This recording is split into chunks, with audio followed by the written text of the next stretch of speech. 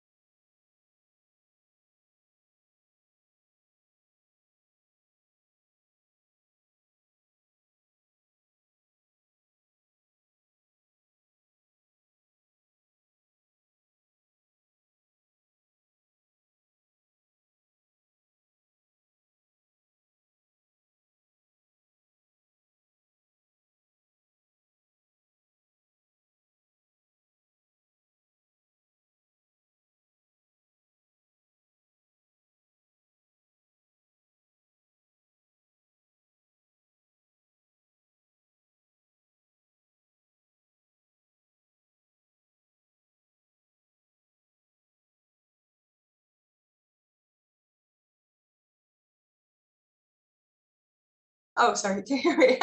Hey, Sarah. Hi. How are you? I'm good. I'm scrambling to take care of one thing, and I want to go tinkle so before I don't die. So I'll be right back. Okay. Fantastic you said that because I actually need to too. I was like, I hope Sarah comes on quickly. Yeah. Go. Okay.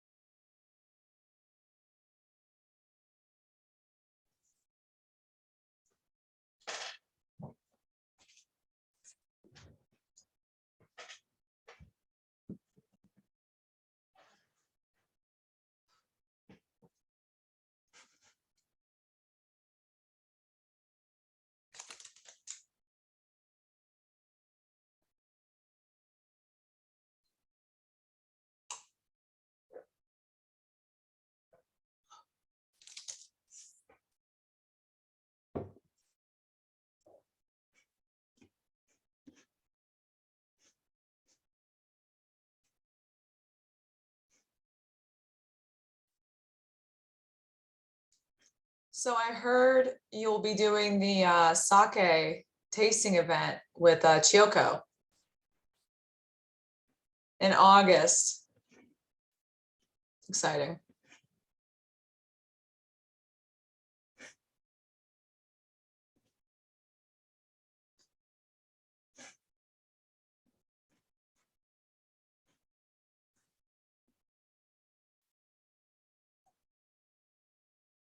Oh, I can't hear you, Sarah. Yes. Sorry. But you're good. Totally good. Hoping I don't get in trouble for stealing this.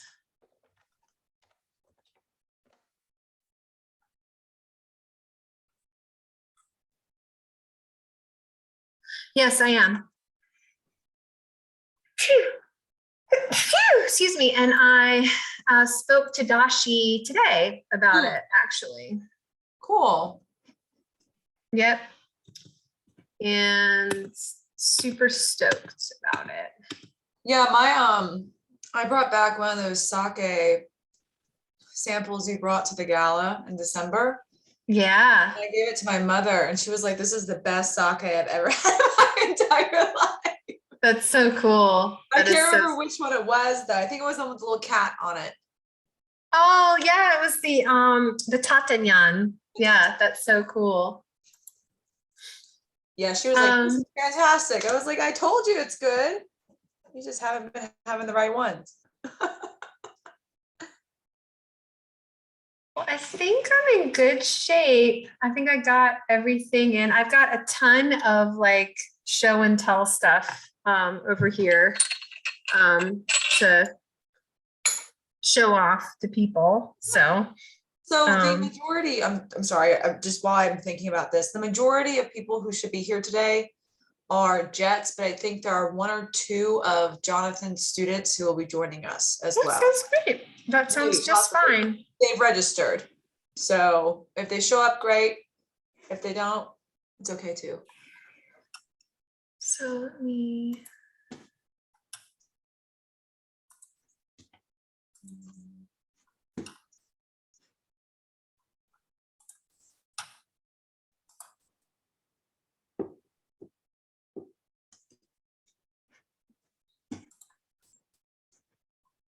going to, oh, it says host disabled participant screen sharing. Can you allow me to share? Oh, you're not host yet. I'm sorry. I'm going to make you, okay, here we go. I'm gonna make you co-host. So I will say, I just want to give you a warning. I don't think it shouldn't happen today, but during David's presentation, Zoom cut out on us for some reason. I don't know why, at like the hour 10 marker. I don't know if this will go that long, but we are booked until like 8:30 technically. So Okay. it shouldn't. But if it does, just know that I'll do everything in my power to restart the Zoom. So come back. No worries. Yeah, I will. Okay. Kicks us off for some reason, just come back.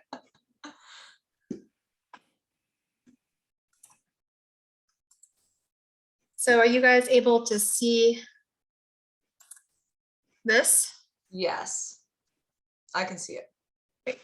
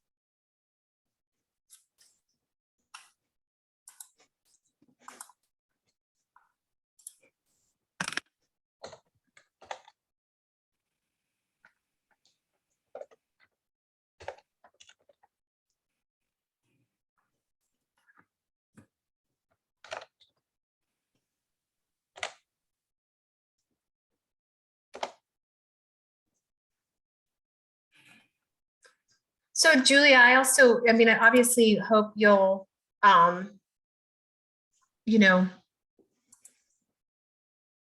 interact and all the things too, As right? much as I can. I am not a sake professional. I will chime in if you need me to in certain, instances, or if I'll just throw 2 cents in there every now and then.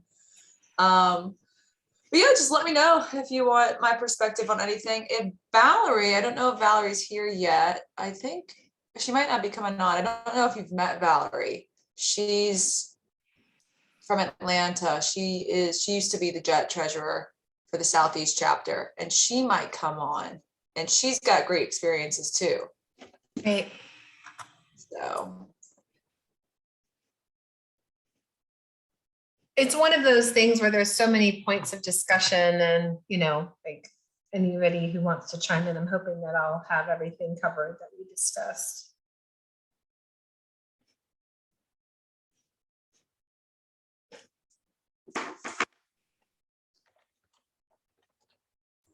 So we're gonna give everybody until about 6:35. Does that sound okay with you, Sarah, before we start? Perfect. Okay. Just to make sure, everybody gets settled and any last minute stragglers can get on before we start.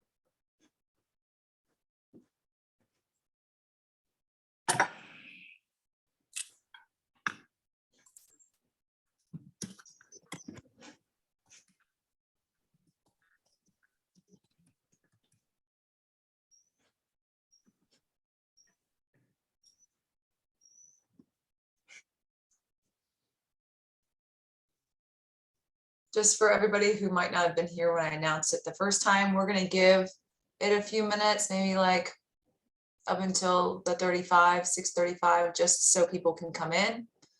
And if there's any last minute stragglers, but we will be starting momentarily. So just bear with us for a minute. Oh goodness. Yeah, they've had a big week. All of our jets have had a big week. We've had gosh, we've had like 2 presentations a day up till today, correct? So yeah, we've had about, so that's, what day is it? Thursday. So we've had 6 presentations this week, I believe.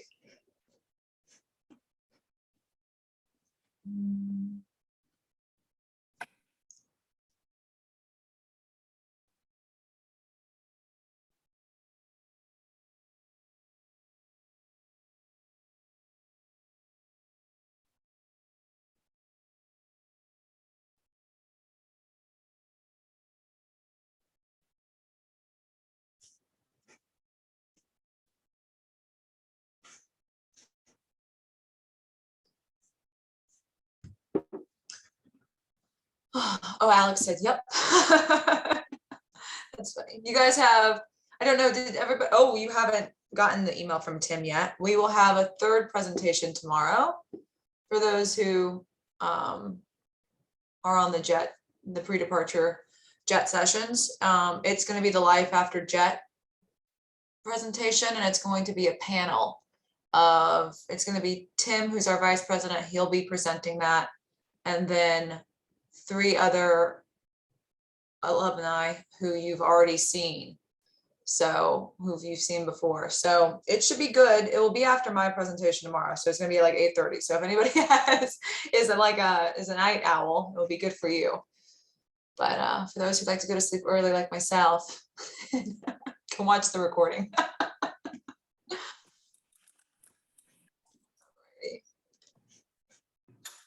Okay, we have about 16 participants in the room. So it's about 2 minutes before the 35. Sarah, if you want to start, you can. Sure, I'm happy to. I don't want to keep those who got in early waiting. So anyway, I thank all of you for being here.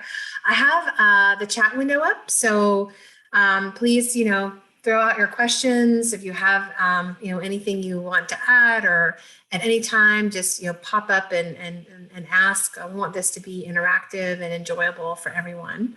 But I hope you guys will enjoy this. I know this is something that has been a fascinating subject to me for much of my life. I lived in Japan when I was 15 years old, and might have been able to start drinking sake out of vending machines when I lived there. The drinking age in Japan is actually 20. So that wasn't legal at the time, but nobody probably knew the difference. Hopefully, I think most of you, I asked Julia, I think the majority of you will be of drinking age, so it won't be a problem. But anyway, lots to learn and lots to sort of discuss today. My name is Sara Guterbock. I work with New York Mutual Trading Company, and I am a wine and sake educator. I have my diploma in wine and spirits. I'm a certified wine educator and a sommelier. But I have a bunch of certifications in sake. My profession and love of the food and beverage industry sort of merged with my experiences in Japan and my love of Japanese culture. And I work with Sake School of America as well, teaching different types of certification courses. So, I hope that you guys will take advantage of the time and ask as many questions as you'd like. And hopefully we'll have a lot of fun today. Again, thank you very, very much for having me. So just like start just briefly about, what is sake? And this is a question that I'm asked all the time. And people, I live in North Carolina, people are like, sake, that's that stuff made from rice, right? It's the question I get all the time. And yes, it is. It's made from rice. But just a long and short of it, it is a national beverage of Japan. It is a naturally fermented alcoholic beverage, meaning it is not distilled, and rice is the key ingredient. The way that it's made, sometimes people call it rice wine, some people call it rice beer, but sake is sake. It's not a beer or a wine. It's made from a wholly unique process called multiple parallel fermentation, so that, even in the United States, if you're looking at a beverage menu, you will see wine together on a list, beer together on a list, spirits together on a list, and sake in its own section because of the way that it's made. Multiple parallel fermentation is a technique that allows two microorganisms to work together at the same time in a symbiotic relationship, where the microorganism koji breaks down the starch in the rice grains into a fermentable form of sugar, and then yeast consume and transform that sugar into alcohol. And because these two microorganisms are working together in the same tank, sake can actually ferment up to a higher level of alcohol by volume than any other naturally fermented beverage in the world. So most sake will ferment up to over 20%, and then it's generally diluted back to about 16% to make it a bit more palatable. Most important things for you guys to take out of this today is that sake is made in a very wide variety of flavors and styles. I think a lot of people in the United States have had sort of one experience with sake. Typically, it was a hot sake that maybe went down like gasoline and wasn't very pleasurable. But although sake is only made from those 4 primary ingredients, it's extremely diverse in its character and qualities, and a really fascinating cerebral beverage. It can be served at many different temperatures, and ultimately, based on its content, is one of the most food-friendly beverages in the world. It's very, very easy to pair with food. So when you're encountering sake in Japan, the vast majority of restaurants tend to have just one major sort of specialty for food that they serve. And then they will have generally like one hot sake. They might have one beer brand. They may often have no cold sake at all. This is a very typical example of a meal set. This is at my very favorite tonkatsu restaurant in Tokyo. It's called Tonkatsu Tonki. You order this, you get the rice, the pickles, you get the soup, and you can order, sake, and you get this hot sake served. And it's actually very good quality. It's properly heated. And I really wanted to emphasize that hot sake is a thing in Japan. Sake can be served at many different temperatures. And it's really different than the majority of sakes that you would get in the United States that are served hot. A lot of the sakes that are served hot in the US are made domestically. They come in these boxes. They are, and it's not that they're terrible quality. It's just that there's very good quality hot sake in Japan. So if anybody ever told you that hot sake is not good quality sake, they don't know all of the facts, and they clearly haven't experienced good quality hot sake in Japan. So for a wider selection, we recommend that you find a specialty type of bar to go enjoy sake. So an actual sake bar, or a place called an izakaya. And so the root words in the etymology of izakaya is I, meaning good. Zaka is sort of the transformation of the word sake in this word. And ya means store, like honya is a bookstore. Izakaya is a good store for sake. So izakaya is a type of restaurant that many people will go to quite frequently after work. They usually have a wide selection of different types of sakes and alcohols, and often a very wide variety of different types of foods that can be shared at the table. Lots of delicious Japanese junk food. This is an image from a sake bar in Ebisu, which is a district in Tokyo, called Buri. And they are famous for serving sake cups, which they actually allow you to freeze before your very eyes. So this is a little video here to show you how this works. They serve you this very cold liquid sake.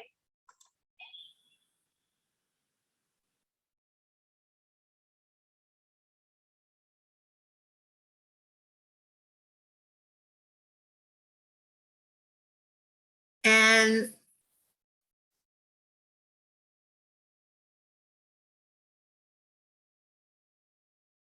you will see that it comes to you as a liquid. It's so cold that the friction of agitating it turns it into sake slush.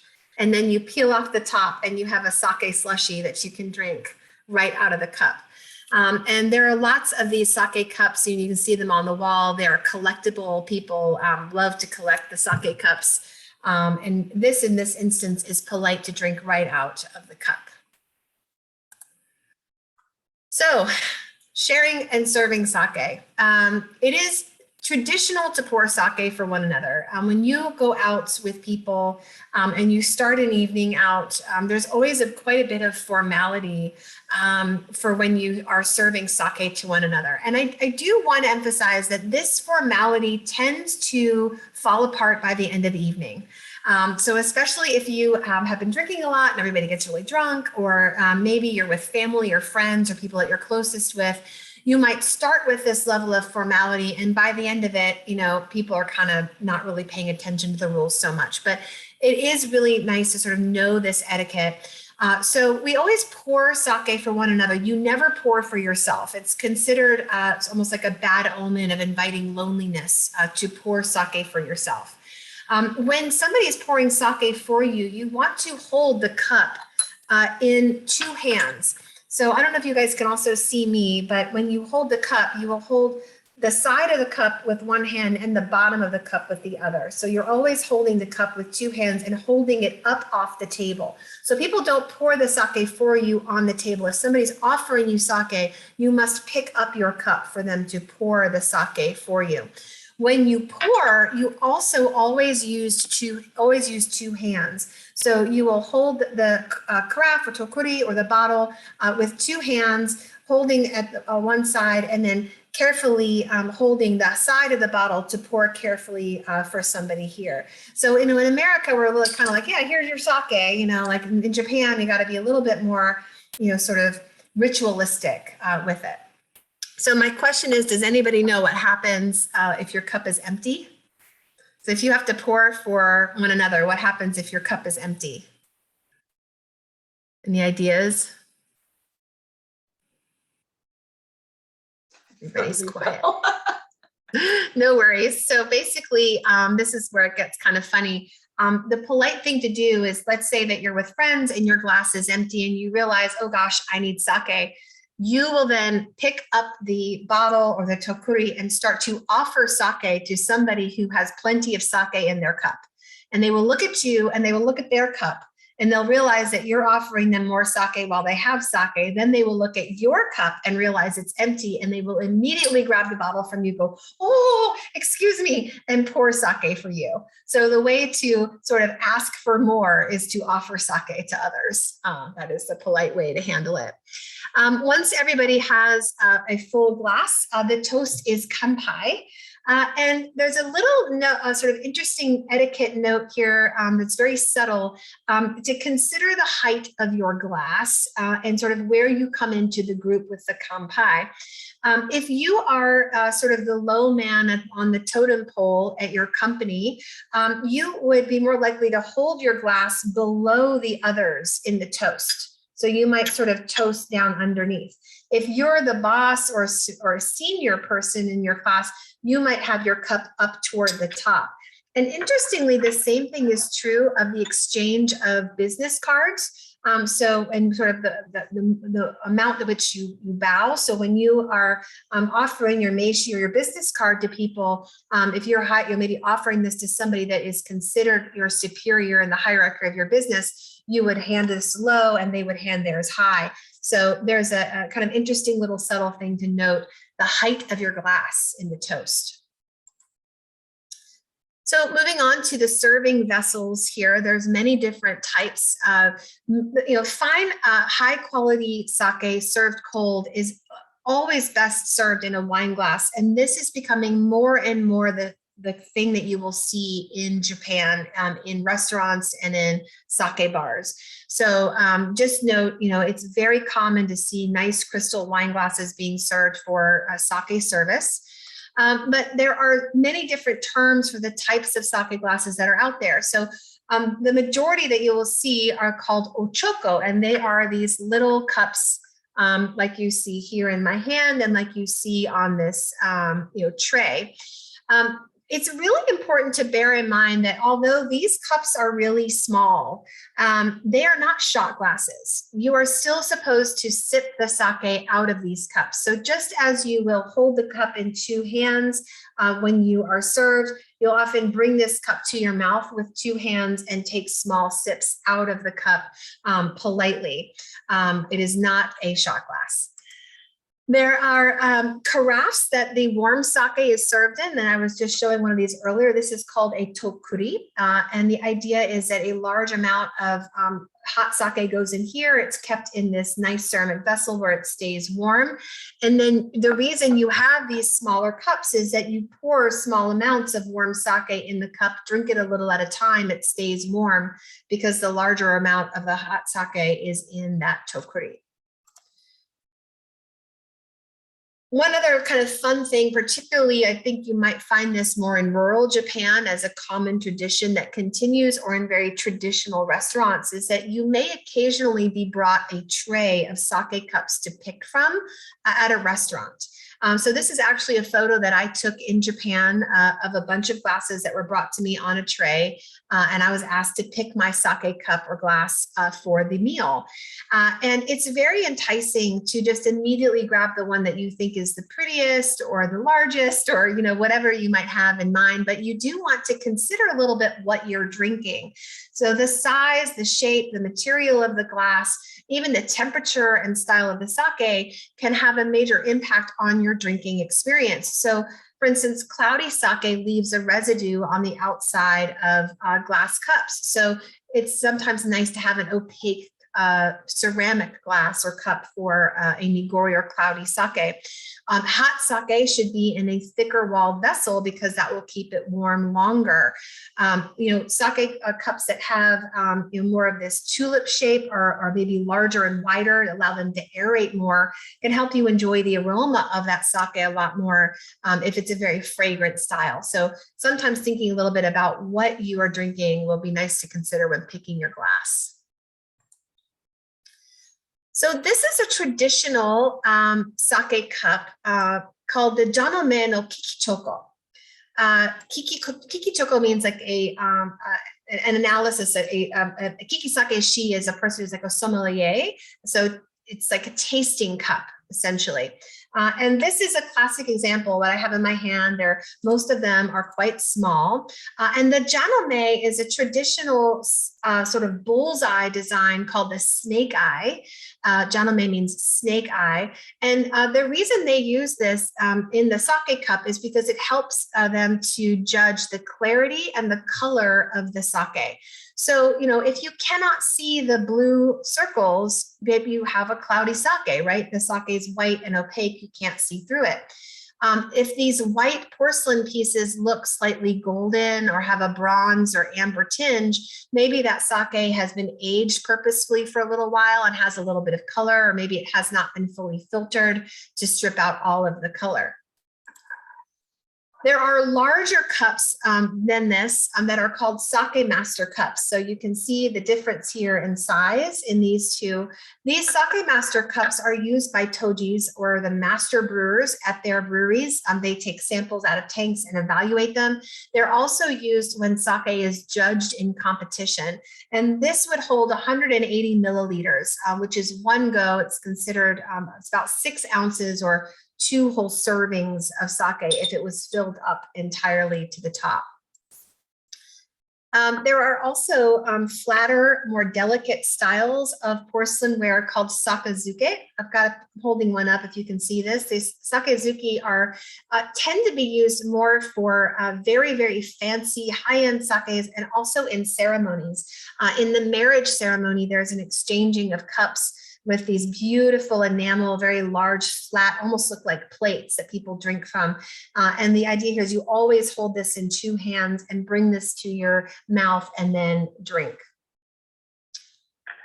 I had one other fun one to show you. These sake cups with the concentric circles are kind of the serious ones.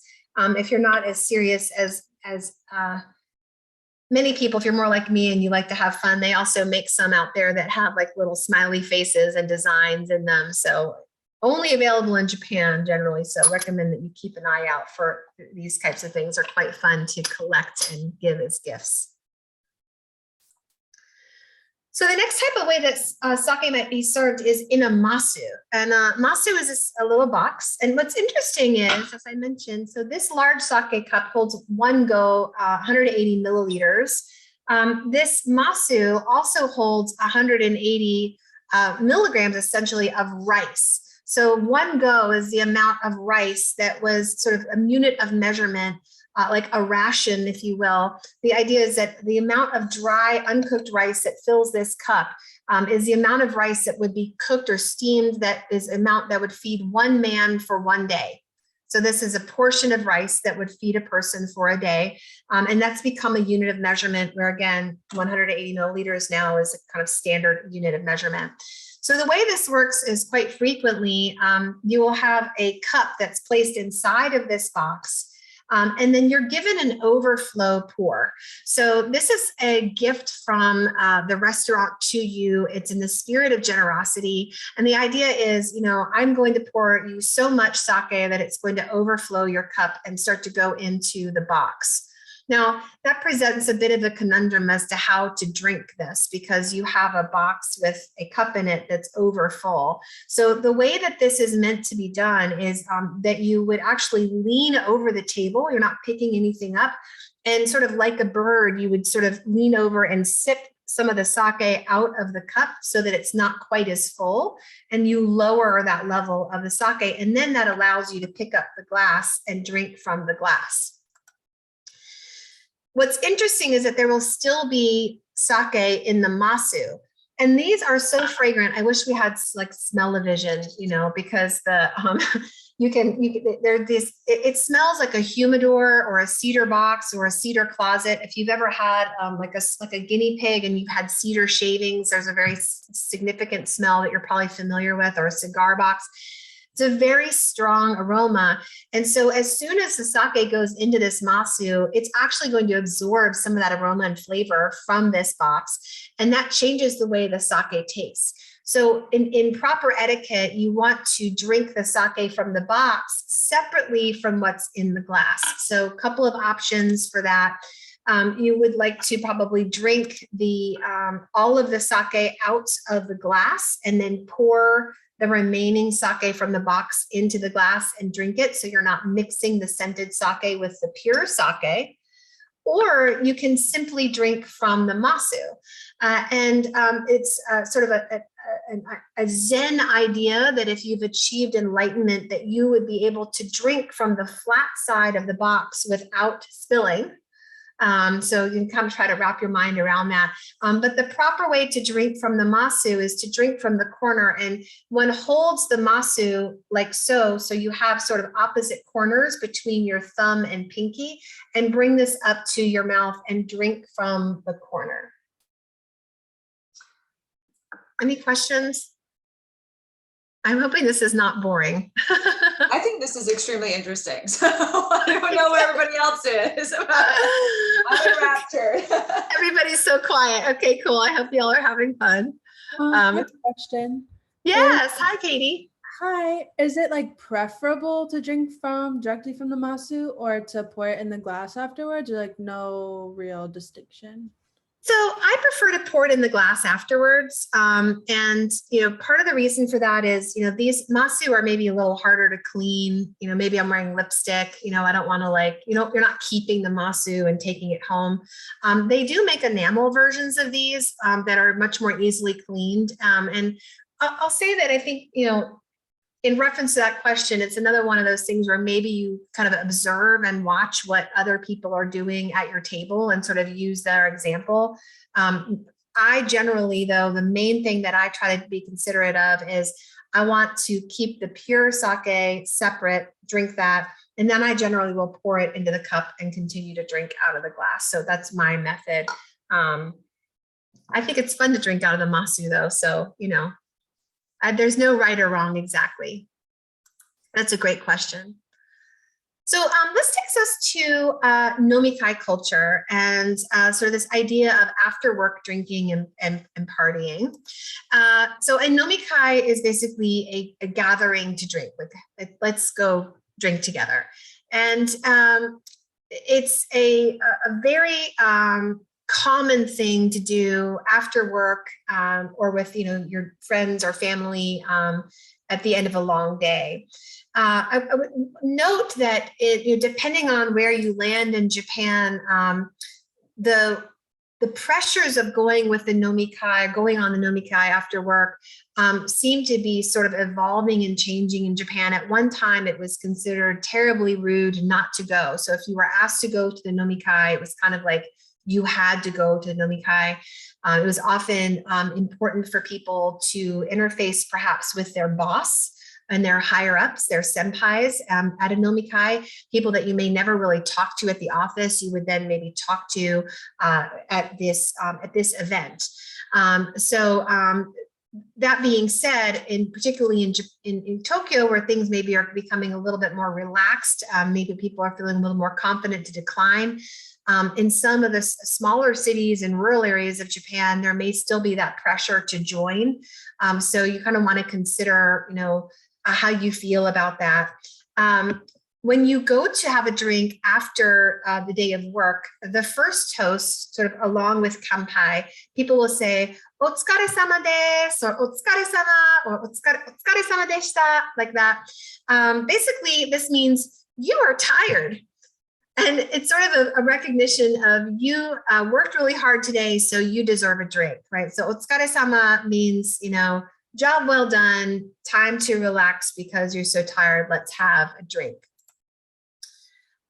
It's important to note, of course, and bear in mind that you are still at work and there can be a lot of pressure to drink. So you want to be careful about, overconsumption. You don't have to drink everything. Take small sips and sort of pace yourself, drink water.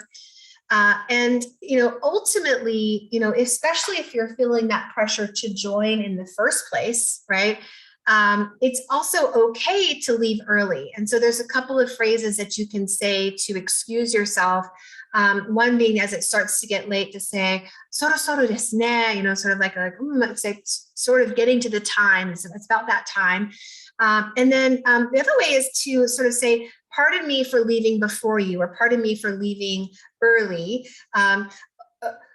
Osaki ni shitsurei shimasu. And osaki means before you, and shitsurei shimasu is sort of an excusing yourself as you enter or exit a room or a space.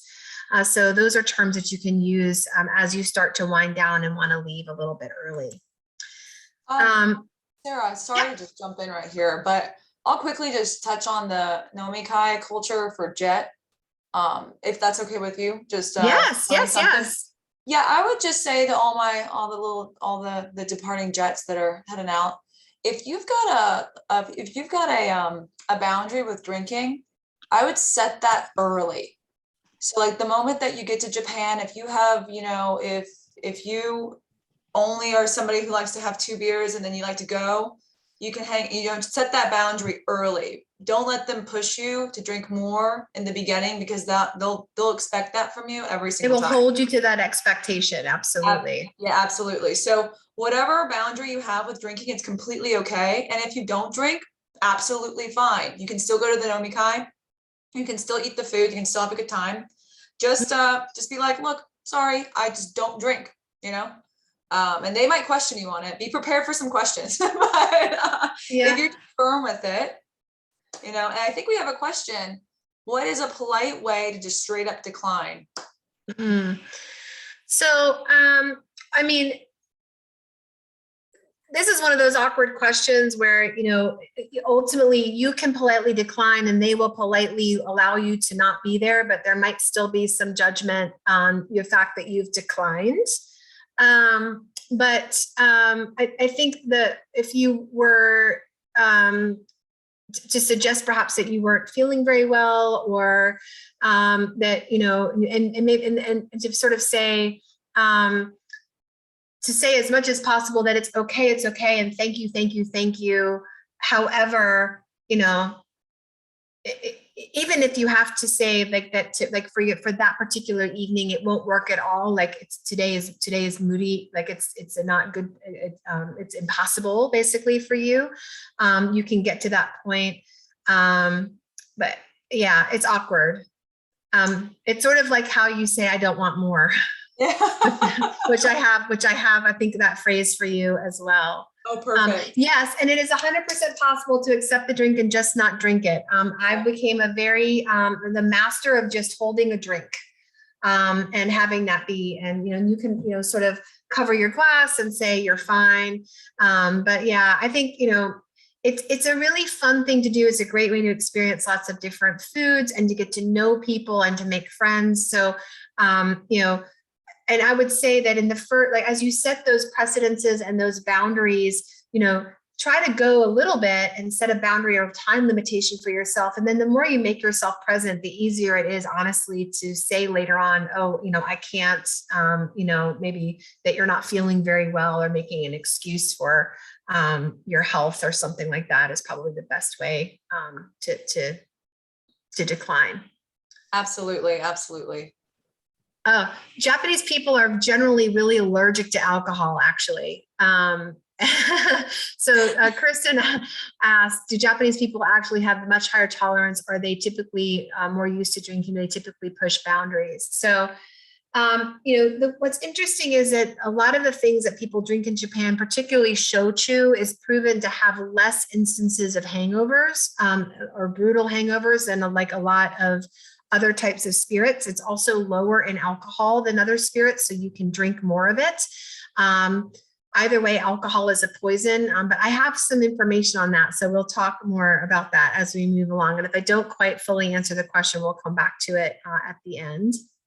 But yeah, really good questions, and I will continue to try to answer as many as I can. I know you're about to go off again, Sarah. Just really quickly, I want to tell everybody that at the nomikai, you're most likely for your first nomikai, you're going to be placed next to the English teacher or the best speaking English teacher in the school. And then after that, they're going to try to rotate you around. So you won't be always near somebody who speaks English. And it's going to be real awkward, but just let yourself have a good time and don't stress out too much. I stressed out a lot, but it was a lot of fun, actually. And they'll try to talk to you through minimal English. You'll try to respond through minimal Japanese, but it's a great time. Yeah, no, I think that's a really good point. And again, I think we all find ways of going out with one another to get to know one another, right? And it's an icebreaker. And, I think there's a lot of really, really fun things to come from allowing yourself to be vulnerable in these situations. So Sid has a question that says, Yes, I'm so sorry. don't apologize. Go for it. Yeah, since we're currently on the topic of nomikai, so what would be, at least for the for previous jets specifically, what would be your recommendation for, obviously, especially if you're working for multiple schools, like saying yes to every nomikai, will not only be like financially rough, but like that's a lot of time, so you can't go to each one. Yes. What would be your recommendation for like the ones just in general that like you should like would be recommended to go, or you should go, or like even the Japanese teachers, like every time they go to this particular one, like for example, like the end of the year nomikai, for example. But I do know, like, depending on circumstances, people prefer to be with their family at that time instead of going to the end of the year. And obviously, you should definitely go to your first nomikai. Turning that down would just be kind of weird.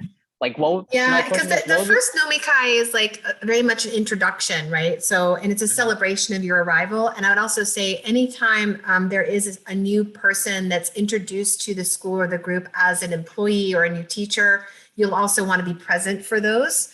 If there's a major, celebration for the school, maybe people are going out to celebrate, there was a trophy won or a major accomplishment for a team, something like that. If there's a reason to celebrate, if you limit yourself at least to those times where a celebration is warranted and sort of, and you notice many people are joining, those are the times when you want to maybe see if you at least kind of make an appearance. And then when it's just like people going out because they want to go out, they're just like, hey guys, it's great, but, very tired tonight, or, maybe not feeling quite well enough to join. I will come next time, that kind of a thing, and excuse yourself from that. Oh, absolutely. Everything Sarah said is absolutely correct, especially from the JET perspective. You want to be there for your first nomikai, because they'll have you say something to everybody. It'll be really short, so but they'll have you say a short introduction, and they'll want to introduce you to everybody. So make sure you go to the first one, if anything. And the cultural festival one is very big too. I know that in my school, it might not be the case for everybody's school, but after the cultural. Okay. Yeah. Thank And you so much, the guys. introductions are interesting. Introductions are very important in Japan, but they can also be kept, very, very simple. But a lot of times they're just going to want to know, your name, where you came from, maybe what are your favorite hobbies? Like if there's something special that you like to do that's interesting, like if you enjoy hiking or horseback riding or roller skating or, whatever, or cooking. Those kinds of simple facts are kind of as much as you really have to say. And then they're going to be very happy to know you. And it's nice when you share some of your hobbies, because then it can often open up a dialogue. It'll give somebody something to ask you about. So, yeah. Anyway, am I allowed to move on now? Okay. So, I threw out these images because, just in honor of Kirsten's question about higher tolerance. So there's actually a phenomenon in the Okinawan Islands and parts of Kyushu called road sleeping, where people are so drunk on their way home that they actually decide to pull up a little bit of sidewalk and sleep. And I just threw this out here because, it was very frequent for me when I was living there, going home on the train, and there may be people who are fully passed out on the train, or you'll see somebody sitting down in the station and they're passed out. People sit on the stairs and pass out. I've had, a lot of instances of being with people in Japan where people got very, very drunk, and and you start to worry about their safety a little bit sometimes. So a couple of things to consider. There are some cures available in Japan if you've been out. 7-Eleven has whole sections of vitamin drinks that you can try. This ukon no chikara is the power of, turmeric. And it's considered the hangover cure that you can get at the on the next day on your way to work or something. And try. But there's a few other sort of post-nomikai safety tips that I think are important for you to consider wherever you end up. And number one is we always want to make sure you know when the last train home departs. So the trains don't run all night. And so if you're somewhere, and you have a distance to get home, always check this schedule and sort of be aware of, the time it's going to take from you to leave where you are to get to the station, to get on the train. It's also important to note that Uber is not a thing in Japan. So you'll need to know where you can get a taxi. And most taxis don't really come and catch you when you flag them down. You can't necessarily just step out in the street and go taxi. You really need to either call the taxi company or go to the taxi stand, the taxi noriba. And I've got an image of what that sign looks like. And there's usually one right outside the station, where you'll see that they will line up. You're going to want to bring cash because they only take cash in taxis. Some of them will allow you to use a pay card called a Suica, which I highly recommend that you purchase. The Suica card you can put money on, You can use it to basically tap to pay. It's some of the earliest tap to pay technology. Like we're so behind here in the United States with our cards, but you can tap to get onto, sometimes used to get to pay for your train ticket. You can tap it on a little thing in a lot of the modern taxis in Tokyo to pay, and you can buy a soda with it. But either way, you want to still make sure you have cash because not every taxi is able to take Suica. Bottom line is don't drink too much. You are expected to be at work the next day. And one of the most important things that I can share is that what happens at the nomikai stays at the nomikai. You do not talk about anything. It doesn't matter how drunk the principal of the school got and fell asleep in the bathroom and had to be taken out and put into a cab. You don't have that dialogue. No office gossip. I mean, we're really used to this in Japan, or I'm sorry, in America, where we're like, oh my God, guess what happened last night? And like, oh my God. But no. Like, this is one of those ways. That's how you don't get invited to nomikais ever again. That's how you make a lot of enemies. It's just, it's expected that people are having fun and it's an opportunity to be themselves. We talk a lot in Japanese culture about the different sort of masks and faces that people put on. People have a work face and maybe an after work face. If you're given that honor of being around people in their after work face, that is totally separate, betsu from their work persona. And they're going to want to make sure that that's respected. Am I missing any questions here? No. I will say, Sarah, it's so great that you put that like turmeric drink up because that thing is a lifesaver. I said it in the chat, but like if you go out drinking, like definitely drink that either before or after because it's a lifesaver. Just want to, before Sarah continues. Yes. They also, my favorite too, and they make in their refrigerator section, they make little vitamin jelly packets. They look kind of like square Capri Sun. And they have this, they're filled with vitamins and you just drink it up and they melt in your belly, make you feel better. And yes, in terms of like people being drunk in public or passed out, yes, you leave them be. Especially in larger cities, it is considered dangerous to approach or get involved in a lot of ways. You can, trust that a police officer or somebody will eventually kind of come around and attend to the problem.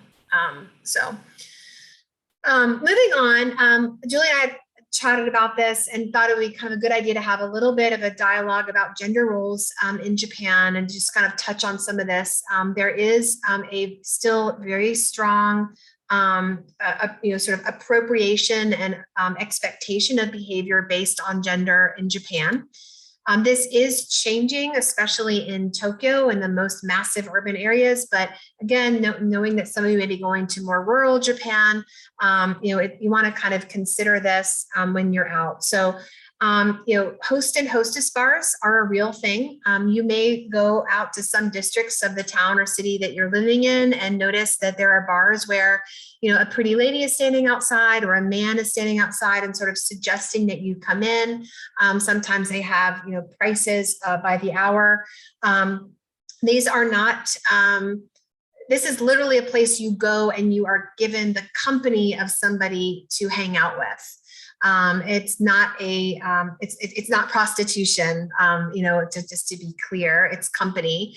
But particularly for non-Asian women in Japan, you may sort of be considered what I like to call trophy company. It's sort of this, you're sort of an oddity, if you will, and because of your American features, may be considered exceptionally beautiful.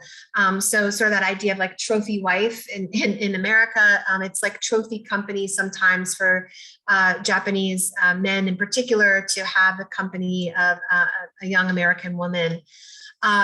In that idea, women in general, whether they are from Japan or not, are expected to be a bit more demure and to pay extra attention to the men, especially those of higher ranking at the office or school.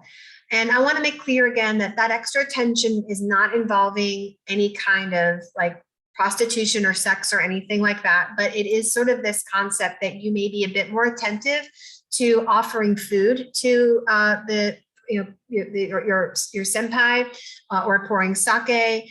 You might be more willing to stay late and sing karaoke and sort of go out to the next place and that type of thing.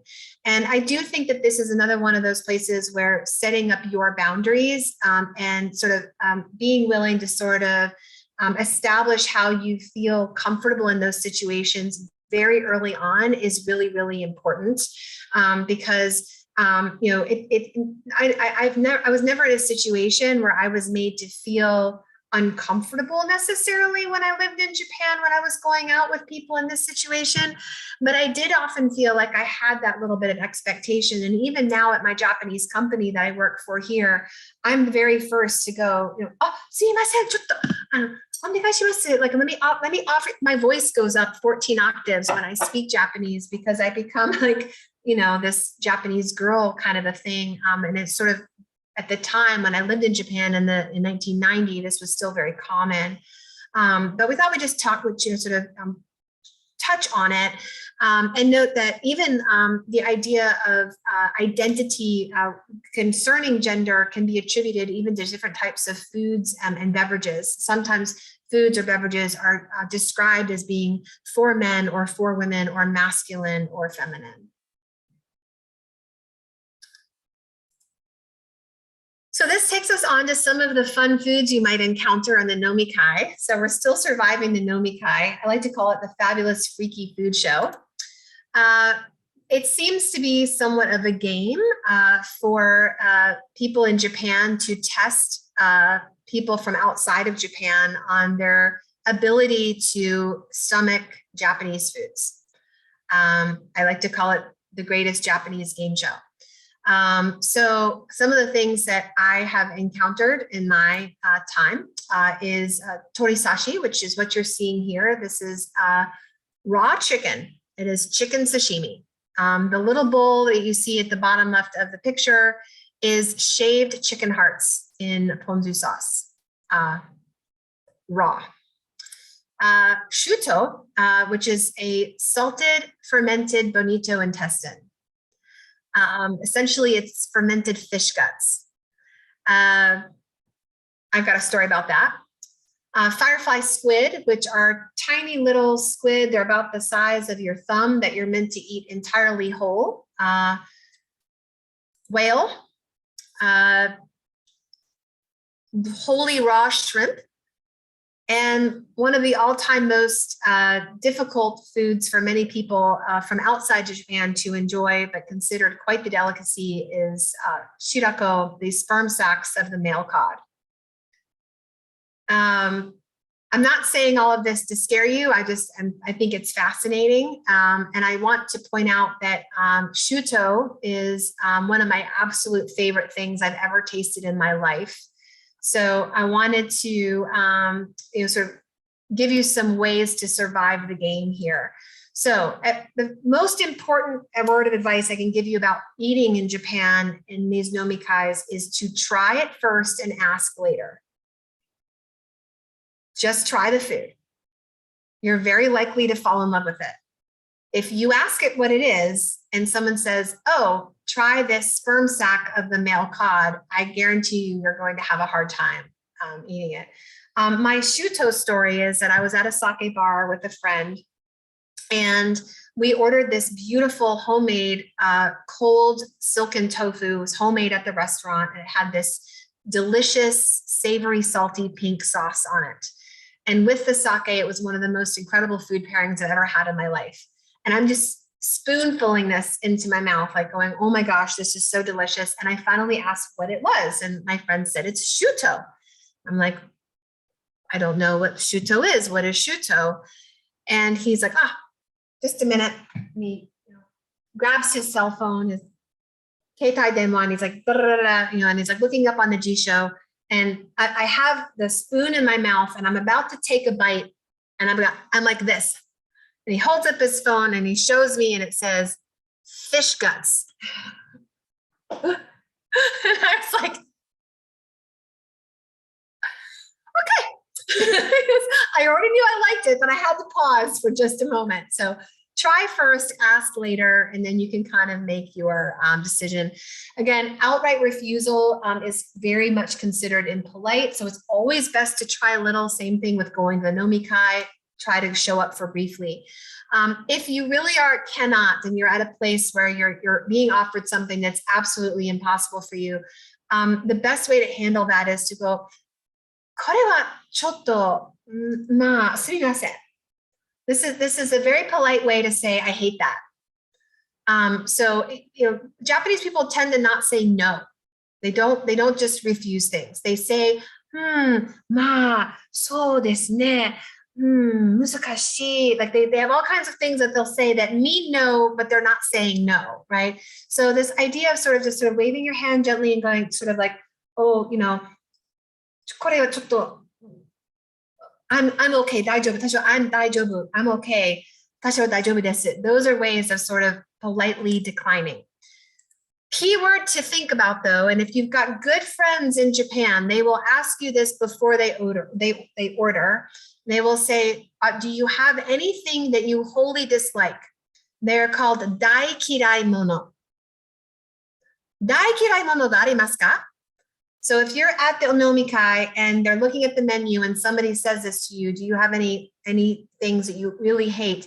That is when it's a good time to say, I have a shellfish allergy, allergy, I have an allergy, or I don't like, raw shrimp or whatever that is. So hopefully this is some advice that can help you get through, especially if you're with company that maybe is delighting a little bit in ordering some things that seem to be very much outside the realm of the normal American diet. Let's see, we've got some comments.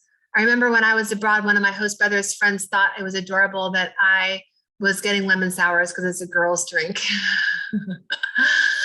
Yeah, I was absolutely in love with a man's food in China. Yeah, this is really cool. Okay, are those briny fish guts common at izakaya, or is that a different one? The briny fish guts it's actually not that common. It's more in really specialized sake bars. You're very more likely to find shuto.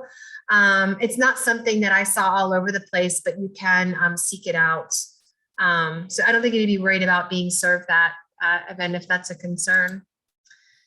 So as we start to wrap up, I have a few more notes and facts about sake that I thought I would share. And some of these are keywords to help you order and just sort of to make sense of it all. Sake is classified and there is basically a premium style of sake, and then there's normal sake. Normal sake is called futsushu. It's mass produced. It's kind of like barefoot wine or Woodbridge wine or, wine in a box kind of stuff you might imagine here in the US. Premium sake is called Tokutei Meishoshu, and there are 8 different classifications. You can see them in this pyramid here: Junmai and Honjozo, Tokubetsu Junmai, Tokubetsu Honjozo, and onward, Junmai Daiginjo and Daiginjo. These are all determined based on whether or not additional alcohol is added to the sake and how much the rice that's used to make the sake is polished before it's turned into sake. When you kind of look at these terms, what you'll note, most important thing is that the lower the percentage, in other words, the more of the rice that's polished away before the sake is made, the more fruity, fragrant, light, and smooth the sake tends to be. It also tends to often be a bit more expensive. Dialing all of these 8 terms down into the most important to know, the first one is junmai. Junmai means pure rice, and it means that no alcohol has been added. Where this gets complicated is that junmai itself is a category as a proper noun in the type of style of sake, but it's also an adjective. So you'll see junmai where it's modifying terms like daiginjo, ginjo, and tokubetsu junmai. The way to simplify this is if you do not see junmai on the label, it means that they've added a little bit of alcohol to the sake. When they add a little bit of additional brewer's alcohol to the sake, all that's doing is sort of amping up the aroma of the sake and often giving the sake a little bit of a lighter taste. The next really important term to note is ginjo, and you'll see that there's ginjo in 4 of these terms here. Ginjo means specialized brewing, and dai ginjo means highly specialized brewing. These are the sakes that are made with that much more polished rice, and they tend to be far more floral and fruity in style. So if you like fruity beverages, like fruitier styles of wine, you're very likely to like ginjo style sakes. So if you look for ginjo, you'll be more likely to find that aroma and flavor.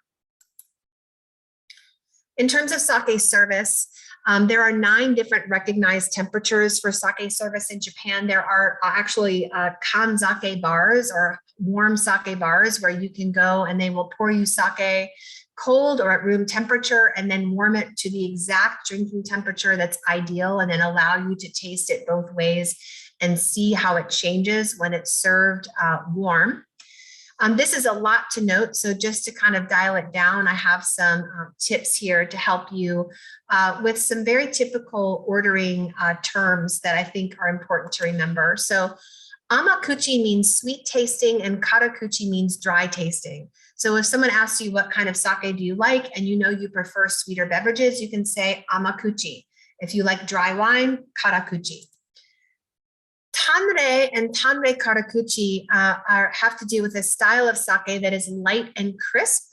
The Tanrei itself is almost exclusively used to describe sakes from Niigata, Japan, where they make sake from snowmelt. I like to call that magical water with alcohol in it. It's really very pure, very clean and light.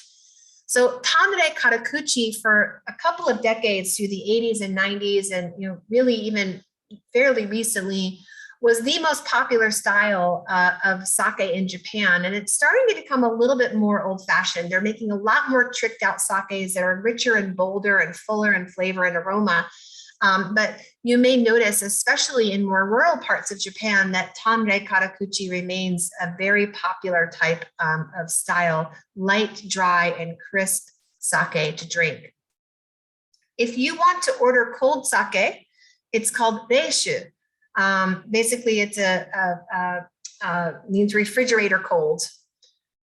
If you want to order a warm sake, nurukan, and atsukan is hot sake. So nurukan is going to be just a little bit above your body temperature, maybe like if you had a fever, like 104, 105 degrees Fahrenheit. Atsukan is going to be quite warm, a little bit more like 120 degrees, 22 degrees Fahrenheit. So, if you're at a restaurant and they're like, you're asking for your drink order, you can say, reishu onegai shimasu, I want a cold sake, or atsukan onegai shimasu, I want a hot sake. And that will kind of simplify and allow them to bring you just whatever they're serving there. And nigori means that the sake is cloudy or not clear, which you can see in my little glass here. So just the last couple of slides here, just as a bit of a warning that not all Japanese alcohol is sake. So I wanted to give you a quick bit of information on shochu, which is the national spirit of Japan. It is a distilled alcohol that is made from starchy ingredients. So I mentioned earlier that sake is naturally fermented. If you make a naturally fermented beverage and then distill it, you concentrate the alcohol by volume of that beverage. So distillation is a technique that makes higher alcohol by volume. There are about 55 different ingredients that are permitted to make these beverages.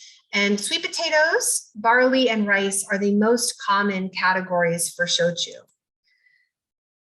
Honkaku shochu is authentic shochu, and it is distilled one time and is meant to taste like the main ingredients it was made from, which means that the sweet potato shochu tastes like sweet potatoes.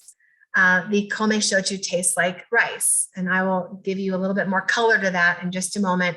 Biggest warning here to note, though, is that these are bottled generally between 20 and 25% ABV. There are some that are bottled higher, over 40%. So this is, again, where I mentioned where spirits are very popular in Japan, where it's more common to see that road sleeping. That's because people are drinking things that are higher ABV than, say, sake. This is a complete list of the types of ingredients that are allowed to be made into shochu. You'll notice some of these are unusual, things like onion, red algae, shiitake mushrooms, all kinds of seaweed, daikon. I encourage you guys to try as many different types of beverages and foods in Japan as you can. One of my favorite sayings in the alcohol industry, Marguerite Mondavi said, the only thing you have to lose by opening a bottle is boredom. So, whenever you're going to be able to tell your friends that you drank red algae alcohol, but from Japan, give it a go. You never know, you might really love it. Shochu can be served in all different types of ways. People drink it neat on the rocks. A lot of times it is diluted, even served with warm water, just like you would have warm sake. One of the major prevalent ones that you'll see, though, is called chuhai, shochu highballs. And these are all over the grocery stores and convenience stores. Public drinking is allowed in Japan. So you can actually buy one of these and drink it, in the streets. It's not recommended, but you can buy these often out of vending machines quite frequently. Last couple things, if you have the opportunity, if you're at a friend's home, there are some really fun drinking games. This is called Bekuhai that you see. I actually have a set. And the idea of the game is that you are given different cups. And the majority of these cups cannot be put down, and they have different sizes. One of them, I don't know if you can see this, has a hole in it. So when it's filled with sake, you have to hold it and keep it from dribbling out. So the only way to put the cup down is to drink it. So this is called bekuhai. They give you a little, almost like a dreidel to spin, and wherever it lands is how you choose your cup. And of course, the goal is to have the smallest one because you're drinking the least, and this cup can actually be placed back down on the table without emptying it out. The tengu, the little demon, is the easiest to hold, but probably the worst luck to get. One last one here, there's a game where they will place a bunch of sakazuki down on a, like this, upside down, on a tray, and they will hide a little chrysanthemum blossom underneath one of them. And everybody playing the game will take turns overturning and picking up a cup. And if you happen to pick up the one that has the chrysanthemum blossom underneath, all the glasses that have been overturned get filled, and you have to drink all of them.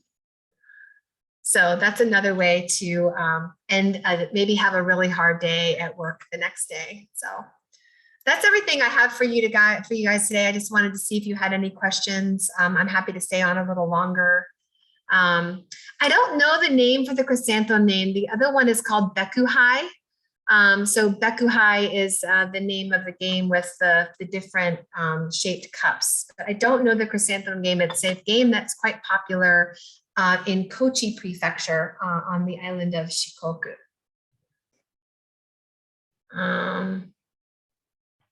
Hey, I had a quick question. Yeah. Hey, so I've heard, I don't know how, true this is, but I have heard of some people going to, when they go to Japan, they'll go to a bar that'll have like, say all you can drink for an hour for, however many yen. But I've also heard of people getting scammed that way.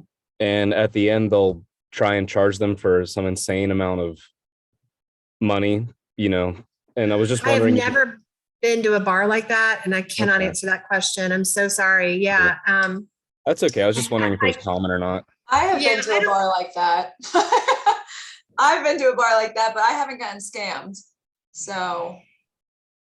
Where was it, out of curiosity? I've heard a lot of stories, like a lot of those kind of scam bars, or they'll be in like Roppongi and go into the touristy places. Yeah.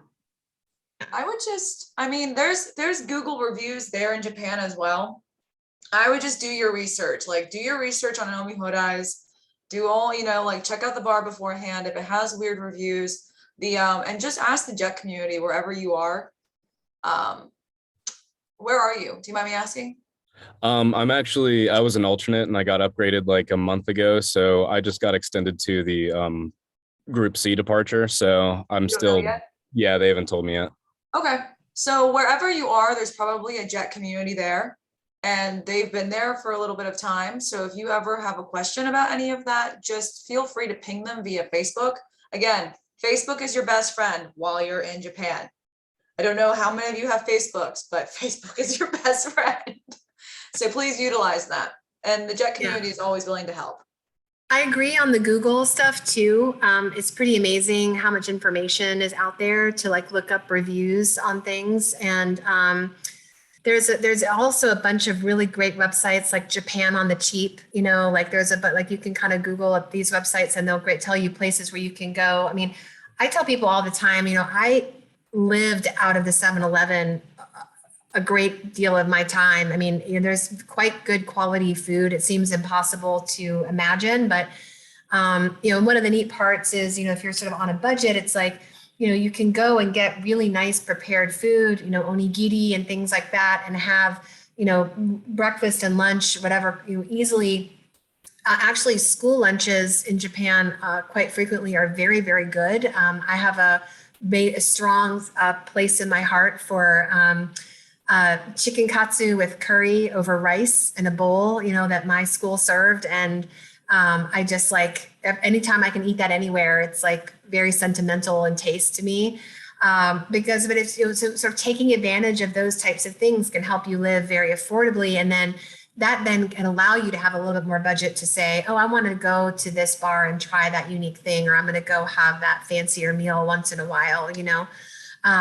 You know, and I think, you know, one other thing I'll say is like, the only thing really that I'm a huge snob about is sushi. And it's because I lived in Japan, you know, it's like, I know the quality and I feel comfortable with that. It's hard for me in the US to like go, oh, you know, that all you can eat sushi bar is like, great. You know, I'm not going to jump on that. But you know, there is a really strong sense, for the most part in Japan, of honor and attention to detail and quality. And so even places where it's very inexpensive, usually, you know, you're going to find really wonderful things. You know, one of my favorite places just about, you know, a block outside my school was a little koroke stand. So basically it was a lady who was opened up this window and she made all of these like little fried croquettes that you could buy.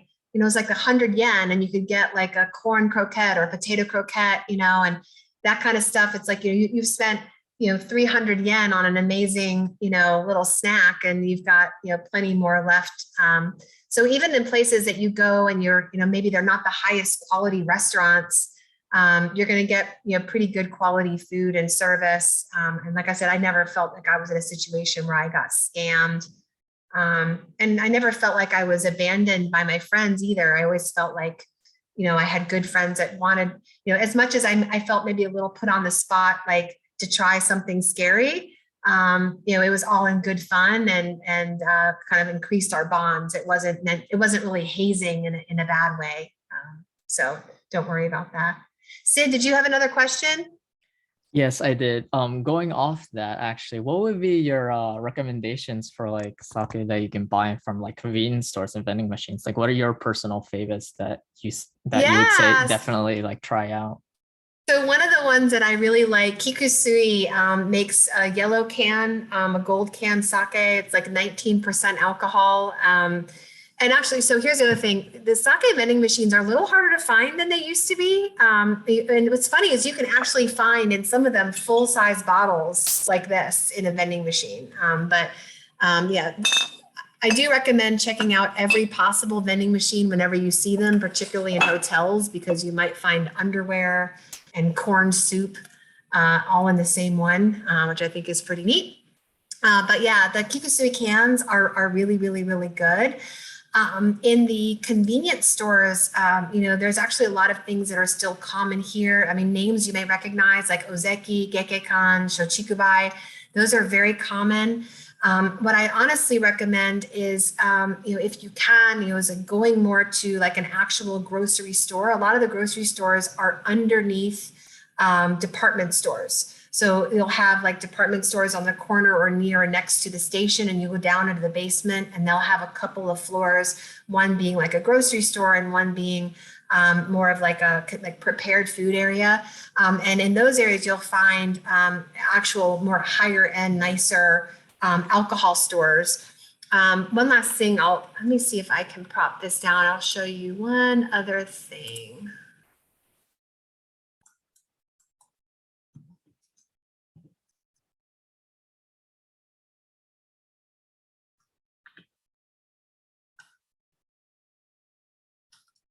Oh, shoot. Here we are.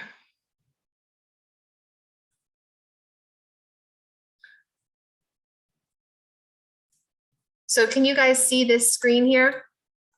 Yep, we can see. This is the kanji for sake, but it actually is the kanji for alcohol. So if you're going to the store, you'll see signs like this, and it's not just sake. They'll have, whiskey, beer, all kinds of stuff. You might even see these signs on the street hanging outside of a store, indicating that it's a place that you can buy alcohol to take home. So this is a kanji that if you're definitely interested in drinking in Japan, you want to familiarize yourself with that sign. But I definitely recommend going beyond the convenience store to some of the grocery stores, because you'll see a much larger selection. They even sell sake in milk cartons that you can take home, because a lot of people walk in Japan. They don't have cars. These big milk cartons are ones that you can easily take with you home and keep in the refrigerator and your counter and have a little bit at a time, or warm it up for yourself. But Hakutsuru is another brand that I really, really like. They're a very large company, but they make some really good stuff. And if you're looking for something new, there's a sake called Mio, and it's one of the most popular sparkling sakes in Japan. It's available in the US now too, but it comes in a pretty blue bottle. They have a dry version as well now, and it's constantly out of stock in the convenience store because people love it so much. So I would look for Mio. I would look for Hakutsuru.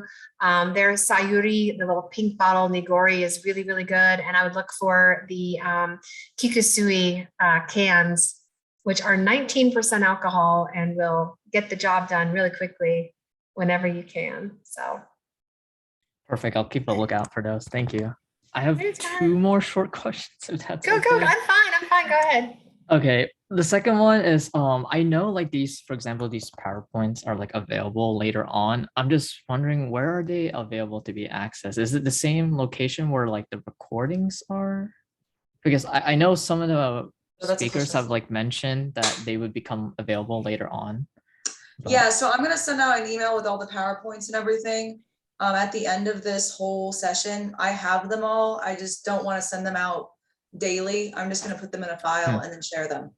Okay, that So sounds good. I'm still missing like 3 or 4, but And I'll send a PDF of this for you guys to have with all the terms and stuff. And Thank you. Yeah. I'll grab Sarah's PowerPoint and I'll share that along with everything. It would be a very helpful reference. Thank you. Yes. And then my final one, it's a little bit unrelated, but what are those small bottles that, when you're like pulling a late night, those little small, like I see them from time to time in the internet, like those little small bottles that Japanese people tend to drink when they're crunching for like an all-nighter or something. What are those called? Oh, the energy drinks? Yeah, they're like small bottles. Yeah, I have a feeling I'm gonna need those. So I actually had an image there in that area where I was showing you the power of turmeric drink, right? The little gold, that's actually one of those little, and they have little bottles. So any convenience store will have huge sections like that have, basically a lot of them are caffeine drinks, but also more and more of them are like high doses of vitamin C or vitamin B12, and usually it was shown on there pretty clearly like what the main vitamins are. I definitely recommend the vitamin drinks, but I do think you should be cautious about the energy drinks, because we don't always know like what are the chemicals in there. what I would do honestly is get like a canned coffee, like Boss coffee. Like there's actually a very specific taste to Japanese canned coffee that people very much like, and it's widely available, and you can go and grab those canned coffees and then vitamins and have more natural ways of staying awake and alert, as opposed to the little vials of energy drink, which you don't know. I've seen some crazy Japanese commercials for those energy drinks, though, that I would, I recommend looking up on the internet. Some of them are pretty funny. But I would try to do the vitamin drinks and as opposed to the energy drinks. That's my personal suggestion. But Okay, thank you. Yeah, I'm They're actually a big energy fan of drinks. coffee. So yeah, thank you. You don't like coffee? Is that what Oh you no, said? I'm a big fan of coffee. Oh, okay, cool. Yeah, Yeah. you'll find that there's lots of canned coffee and lots of those also widely available in the vending machines. There's also really delicious teas. One of the things that's really neat is that the convenience store will often have sections where there's hot drinks available that you can just grab and go, and there's hot drinks in vending machines, so you can actually get like a hot tea. So one of my favorite drinks is royal milk tea. I can show you guys this.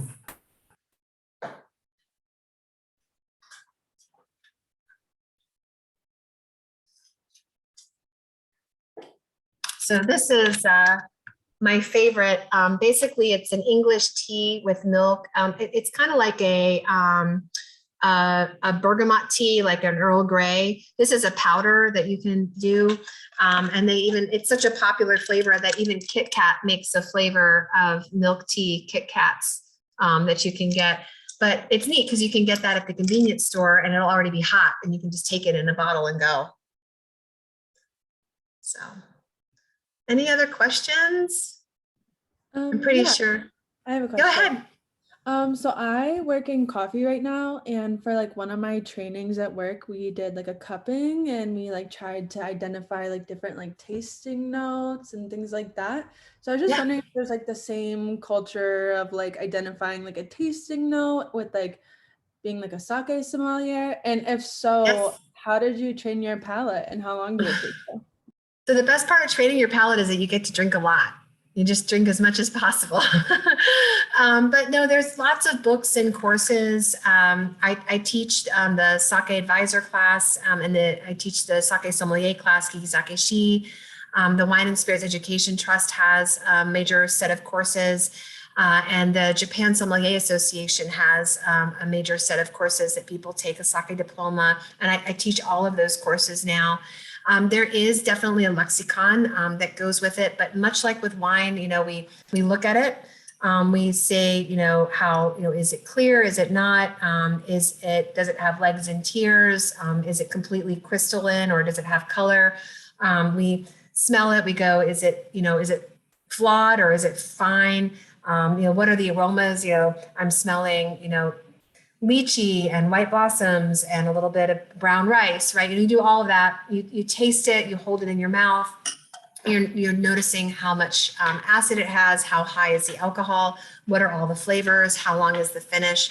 So all of that stuff that we do for wine, we do for sake. So yes, that's absolutely a thing that we do. And I think, it's a neat thing you may, especially, generally izakaya bars where people kind of go and just sling it back. You don't see that so much, but some of the smaller exclusive sake bars where, it's like if you ask bartenders, like, hey, where do you drink? Like, where do you recommend? They'll start to suggest to you really neat little hidden places that you may never have heard of or found before. And then you can go, and those are the places where you're going to have really interesting conversations with people who are like, oh my gosh, you've got to try this one. That's Winky. She says hi. Yeah, that's something else I try to do. I will look up a lot of times. I like, what are the recommendations for sake bars? And then I will go and, ask them. And some of my favorite nights in different cities have been basically bar hopping based on the recommendations to me from, the people that I've met. So it's pretty cool. Sarah, did you have a question too? Yeah, I had a quick question about, I just put it in the chat as well, but about if you had any, if there were any region specific things. I'm placed in Kyoto, and I was just curious if there's something that like you have to do, or if there's any like specific regional drinks or drinking games that you would like say to look out for. So for Kyoto, the biggest thing is matcha. So like the green tea is like huge in Kyoto. And so if you're interested in sort of kind of trying that, the other thing is that Kyoto is a region that's famous for its sake made from the waters of Fushimi. So we were talking about like masculine and feminine before. Fushimi sakes are made with a special water called gokosui. There's actually a shrine there called the Gokonomiya Shrine where they identified this special soft water that they make the sakes of Kyoto from. And that the water right from that spring is potable. So people go to this Gokonomiya and they bring plastic bottles and fill them up and they drink and, you know, enjoy water straight from this particular shrine. So those styles of sake, the Fushimi sakes, are very, very, very famous. And there's a high amount of what's called silica in the water that gives it a slippery, soft sensation in the mouth. Very, very soft water, which is partly why they call them more feminine or girly kinds of sakes, if you will, a feminine style of sake. You know, so yeah, I would look for Fushimi sakes there and matcha tea. Yeah. Awesome. Thank you so much. I really appreciate it. Yeah. Yeah, you're welcome. You're welcome. Yeah, the Inari Taisha is a really great place to go and hike too. That's a must go to through all the torii gates. It's incredible. So anyway, you guys have been awesome. Have I missed? Oh, honey and lemon teas. Let's see. Yes, the honey and lemon teas are great. I love the jasmine teas. There's a wonderful drink called Hachimitsu Lemon. It's just honey lemon drink, and really refreshing, tangy. Of course, there's all of the sports drinks, you know, things like Pocari Sweat and whatnot. I mean, you guys are just you're gonna have the best time. I'm so happy for all of you. So anyway, yeah, I'm gonna let you guys go. I will make sure that my email and information is sent out to everybody who participated. So if anybody has any other questions that you maybe were afraid to ask, you can reach out, and I will say thank you and otsukare-sama desu, and have a great night. I appreciate it, guys. Today. Thank you. Bye.